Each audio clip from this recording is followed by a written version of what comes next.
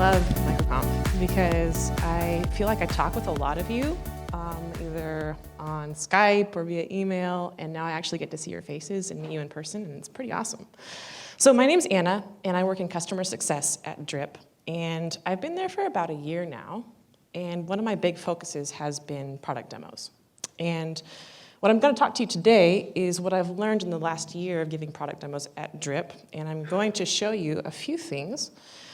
First, I'm going to show you the timeline of our evolution of our product demos. So from when I started at Drip to where we're at right now. And it's been a little bit of a process in a few different iterations, and I'm excited about showing you each one of those. Next, I'm going to show you how I have built a system to automate this in some ways that has really reduced the burden on me and also has allowed us to scale to other team members in our sales team. And finally, I'm going to give you some resources that you can use for your own product demo process. And it's going to include things like the workflow that I use, the copy that I use in my scheduling emails, and a few other things. And then some takeaways. So let's jump in. So back when we first started offering product demos, Rob was actually getting a lot of requests to his inbox, and he would handle those requests via screencasts. And that's actually what I jumped into. When I jumped into it at Drip, we had those screencasts in place, and they were effective to an extent because when the request would come in, Rob would be able to handle that, and it would be an async thing. He wouldn't be taxing his calendar. But obviously there's some limitations to that. You can't have the question and answer back and forth, and the rapport isn't built as strongly. So the first move that we made when I came on board is we made that an in-person thing. So it became, our V2 was a one-on-one demo. And so Rob would just hand those requests off to me, and I would schedule a time with the prospect, and we would do that demo. And there are some pieces of that process that I use to this day. And it'd be that live, automated, it's kind of our MVP 2.0 there. And the process that I retain to this day is the question piece at the beginning of the demo has some consistent questions, including, tell me about your company, how are you currently doing email marketing, and what feature requirements do you have, a few others. These questions are designed really to get the prospect talking, to build a rapport with them, and for me to also pre-qualify them. So if at a certain point the question I ask about, are you doing inbound marketing versus outbound marketing? If they answer outbound, then it's probably not a great fit for Drip, and we can end the call early and maybe even refer them to a platform that would be a better resource for them.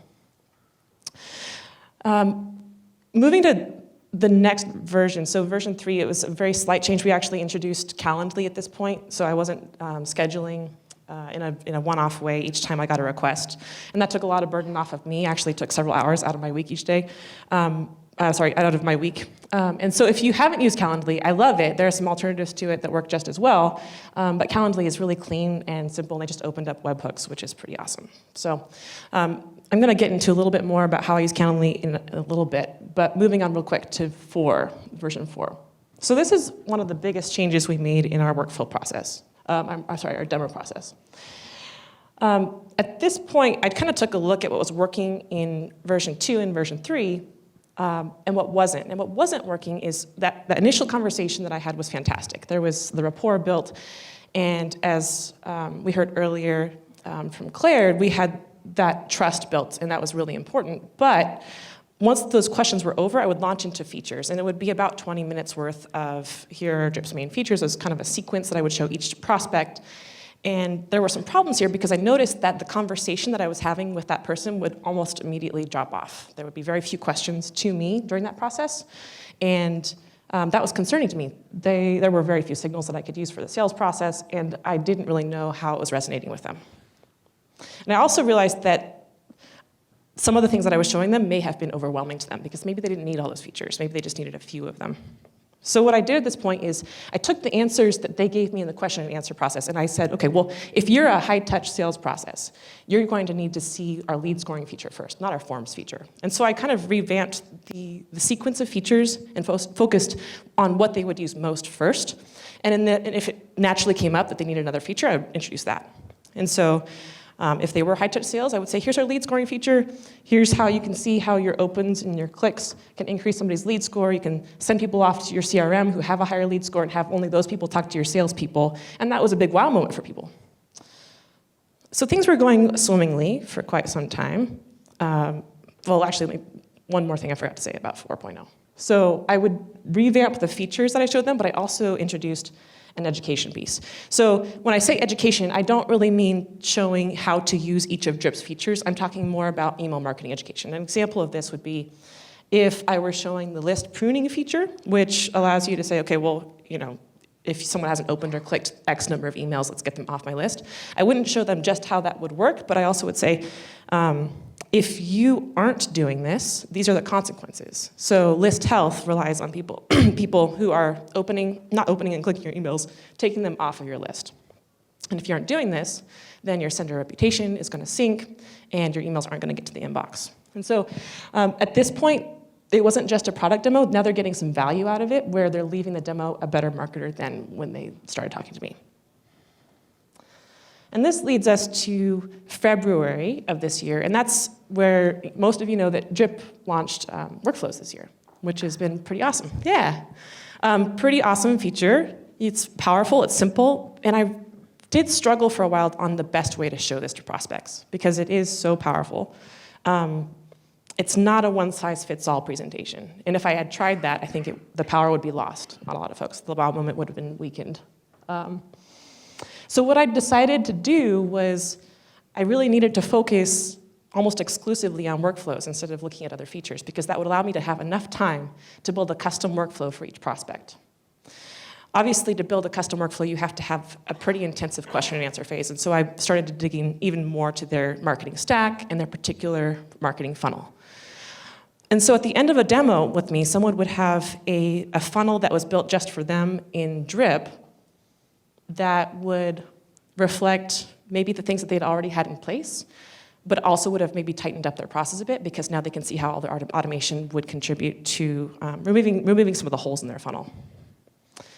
Which is pretty amazing, because at the end of the call, the value add had escalated even further from V4 to V5, not just getting educated, but now they have a tool that they can use to improve their marketing.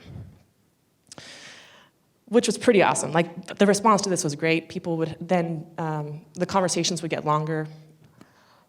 But as I reflected on this, I realized that there was a missed opportunity here, because if someone had paid me to do this kind of work for them, it would be almost as if I were their consultant. They would pay me money for this. The value in these demos were so great that they were walking away with something that they could use to improve their marketing. And I thought, if this is living in my demo account and it never sees the light of day after this, that's a real problem. So what I decided to do was each demo gets its own new trial account. The workflow is built into that trial account. And at the end of the demo, they would now get an email from me with a link to log in, and it would say something like, here's a link to log in, enter your credit card information, and if you would like to access the workflow that we built together on the call, custom for you, you can have it for free for 21 days. You can take it to another platform, you can use it for your own marketing, or you can use it in Drip, which is pretty awesome, because the whole goal of a demo is to get people to convert to trials, right? And here's an easy on-ramp to put people into a Drip trial. But it also increases your customer success, because at this point, you have a user who has a really solid workflow built for them. They have an understanding of how to use the product, and they can hit the ground running. There's no real question marks in their head when they open up their account. Something they've already seen before. So that's the evolution from screencasts to custom-built demos in trial accounts. I want to jump into execution. And at this point, I'm going to just really quickly move through some of the tools that I use and some of the automation I use. And don't worry about trying to take too copious of notes, because you can download the slides at the end. So real quick, I'm going to show you the Drip workflow that I use for this. It has some campaigns and some goals. Again, check out those slides at the end. you can get better detail. But you can see how when someone requests a demo with me, they're entering the workflow at that trigger point with that form submission, and they get some tags applied for segmentation. And then you can see that there's campaigns there and goals. And if someone does not schedule with me, I continue to hit them up with emails until they're not reachable. The last email that you're seeing there is one that's a video recording of my demo. And so this is the copy of the first email they get with me.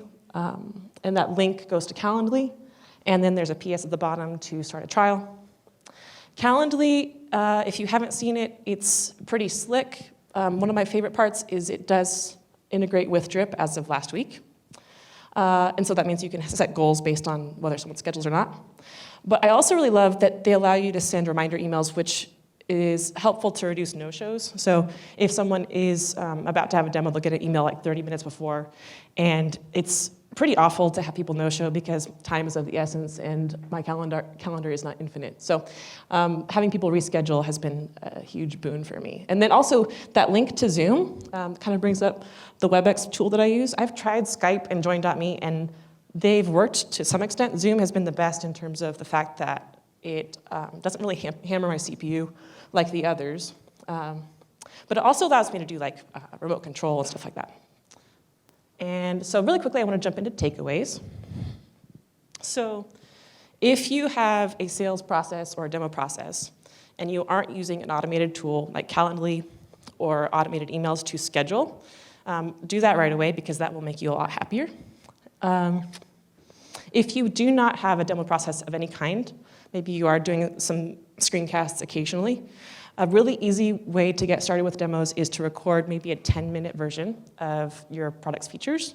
As soon as someone requests a demo from you, maybe it's a button on your site, you have an automated follow-up email that goes to them, and that's a link to the video, and you say, if you have any questions, feel free to schedule a time with me. And so you're already pre-qualifying your requests and not talking to people who may not be interested or watching the video. So that's all for now. I do have these slides posted on my Twitter account, so it's the pinned tweet on top. At Anna G. Jacobsen, and I would love to talk with you if you have questions about Drip's sales process, or you want to talk about yours. I'm going to be here all week, and you can also email me at anna@drip.com. Thanks, guys.